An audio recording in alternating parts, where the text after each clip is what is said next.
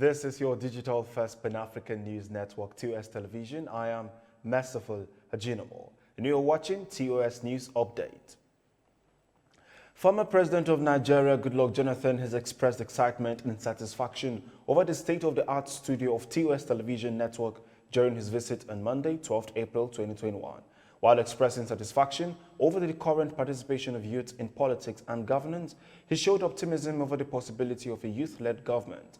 Jonathan, however, called for a review of the nation's Electoral Act to regulate exorbitant spending on political campaigns and as well prevent voter inducement.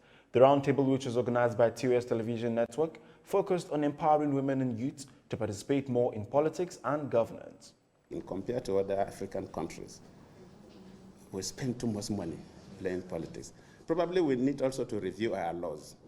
If you go, because I've observed elections in quite a number of African states, so many African states, say countries like Tanzania, for example, and others that have gone there, during campaign, a candidate does not need to print his name on a pen or a matchbox and give to somebody. They say that you are inducing the electorate. It's against their laws. But here, if somebody is contesting election, there will be trillion loads of rice with faces of people who are candidates and wrapper with their faces, and they are giving to people. That you are inducing the electorate. And ordinarily, our electoral laws are supposed to abhor that. You need some amount of money. But as the younger people penetrate the system, I think things will begin to change. That's if the young people are willing to make a difference. Frankly speaking, I think a number of young people are involved in politics now, unlike before. A number of young people are involved in politics. If you go to the local governments, especially in the northern part of the country, yes, you still see fairly elderly people. Elderly in the sense that they are above 50 as local government chairman and so on. But if you come to the southern part, you hardly see a local government chairman that is up to 45 years. The councillors are all 20-something years, early 30s. If you go to the state assemblies, you cannot expect to see. Chief Executive Officer of TOS TV Network also identified some of the challenges hindering both women and young people from participating in politics. Paucity of funds is definitely one of the key issues. So is violence against women and girls. There are a lot of women who have come out to vie for political offices and they are met up with violence at all levels. So these political parties need to ensure that they create a safe environment for women to thrive in politics. There are foundations, international organizations who give women funds to be able to ensure that they are successful. But these funds never compare, juxtaposed to the funds that their male counterparts are using. So INEC needs to be very strict in ensuring that the cap on which you can use to campaign is strictly adhered to. When you find out that a political candidate has passed that budget, then you should be able to disqualify that person because there isn't a level playing field. If we're going to address the orientation challenge as a whole, we're going to need to do a lot of work regarding social engineering, a lot of reorientation that needs to be done. We have ministries. The Ministry of Women Affairs, I believe, has been working really hard to ensure enhanced inclusion for women in the political system. We have, like in Kogi, for instance, all the, at the local government level, all the vice chairmen are women. I think there are a number of states also following suit, and these are the kind of efforts that we need to sustain. A lot of advocacy needs to be done, and then we need to invest a lot in communication, behavioral change communication, reorientation, especially targeted at areas where it is especially difficult for women to aspire, to want to lead, or to want to be more actively engaged. Former Governor of Zamfara State, Abdulaziz Yari, has admonished the incumbent governor, Bello Matawale, over purported defection. He made this admonition while speaking on Sunday at the Secretariat of the All Progressives Congress in Gusau during the distribution of 1.3 billion naira assorted grains he purchased for the APC supporters as Ramadan gift. Yari, who was represented by Senator Kabiru Marafa, noted that he would lose his seat if he leaves the People's Democratic Party, going by the Supreme Court's verdict that brought him to power in 2019. However, he said nobody had informed them, either verbally or in writing, that Matawale will defect to the APC. Members of the federal government Special Public Works Program are protesting over 3-month unpaid salaries. The SPW, which kicked off in January, is a program organized by the government for the purpose of providing jobs to mainly artisans to earn 20,000 naira monthly doing public works. 1,000 youths were employed from each of the 774 local government areas, making it 774,000 workers yet to receive payment. President Muhammadu Buhari directed the release of funds on March 20th to Federal Ministry of State for Labor and Employment, Festus Kenyamo, who in turn directed the National Directorate of Employment, the agency in control of the program, to start the process of payment. Kenyamo assured the participants that they would soon receive alerts of payment through his Twitter handle. Some of the participants took to his Twitter to complain and vent their frustrations, as even after 20 days, their salaries have not been paid. Terrorist group Boko Haram has attacked Damasak community, Borno State, on Saturday evening. 2S News gathered that the terrorists, who came in large numbers on motorcycles and gun trucks, did not only unleash ambush in an area around the UN hub and set it on a blaze, but also attacked some NGO facilities, killed 4 people, including soldiers, and stole some vehicles. Members of the ISWAP, a faction of the Boko Haram, reportedly carried out the attack in Damasak, a border community in Borno State. According to a security source, the attack was mostly targeted at the UN and NGO facilities in Damasak. A police station and a hospital were also attacked.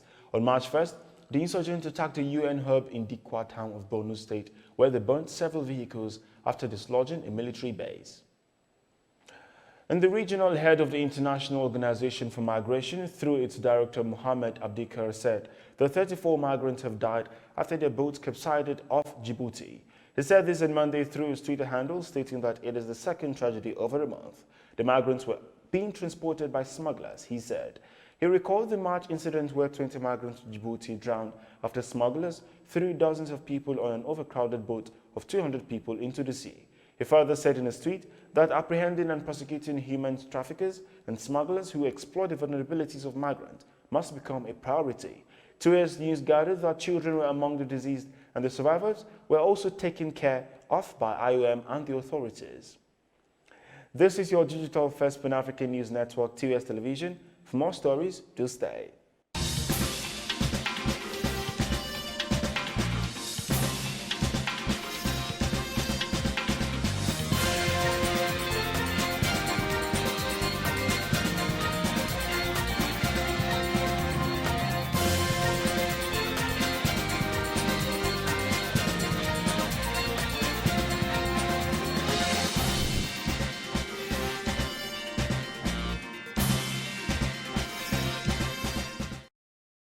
You're welcome back. Still in Africa, President of South Sudan, Salva Kiir, has dismissed the army chief and reassigned him rather as the country's ambassador to Belgium.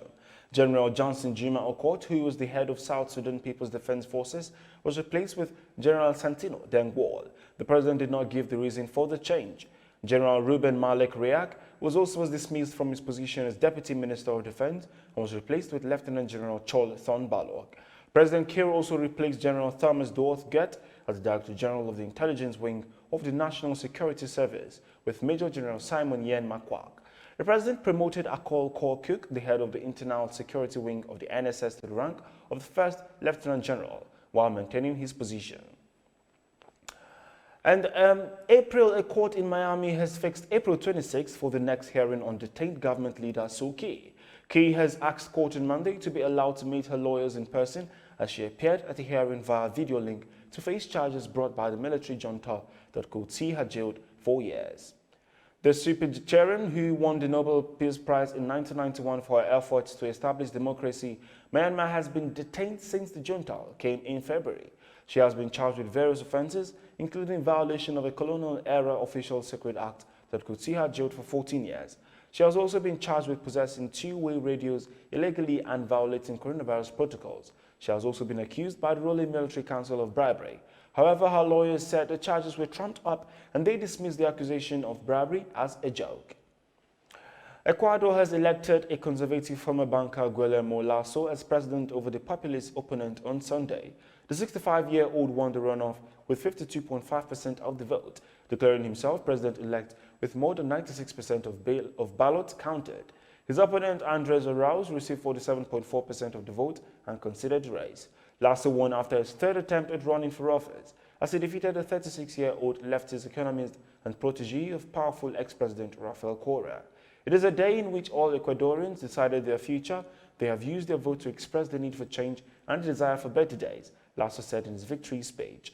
Lasso will deal with a poor economy and health crisis as the pandemic continues to affect countries across South Africa, from Brazil to Peru and Chile. Hospitals are being pushed to the brink as infections rates increase, crimping hopes for an economic rebound. He also believes in tax cuts to boost the economy. He sees it as a proponent of measures to reduce public debt. And talking electricity has moved our focus to business. The Nigerian Electricity System Operator in a data on Sunday revealed that the electricity generations in the country fell below the 4,000 megawatt mark as 11 plants were idle, even as several others suffered declines in the output. According to the data, the power of generation fell from 4,394 megawatts on Saturday to 3,922.2 megawatts at 6 a.m. on Sunday. 11 of the power plants did not generate any megawatts of electricity on Sunday. 2,830.7 megawatts of the generation capacity could not be consumed as a result of gas constrictions, low demand by distribution companies, and water management. And to East Africa, the government and international oil firms French Total E&P and China's KNOC on Monday have jointly signed 4 key agreements for commercialization of the proposed East African crude oil pipeline. The agreement is expected to bring an end to the protracted negotiations and setting on course Uganda's oil project for the next phase of development and production by earliest 2025. The high-level signing ceremony at State House in Entebbe is expected to be attended by the newly installed Tanzanian President Samia Suluhu Hassan and the French oil giant Total S.A.'s chief executive Patrick Pouyanné. The two companies have ventured into Uganda after each acquiring 66.6% stake from Anglo-Irish Tullow Oil plc, which recently sold off its entire stake and is currently processing winding up its operations.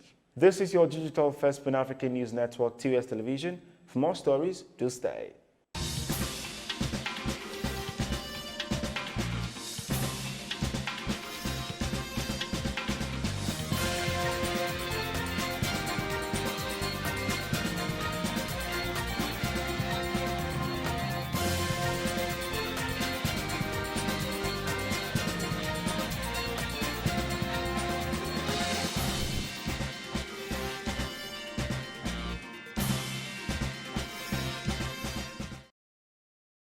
You're welcome back. Karen Forbes, a South African superstar rapper popularly known as AKA, lost his fiancée, Nelly Tembe, at Cape Town Pepe Club Hotel, where she was found dead in the early hours of Sunday. Report shows Nelly fell from one of the upper floor of the hotel connecting Loop and Bloom Streets in the central business district of Cape Town. Karen Forbes got engaged to Nelly in February this year.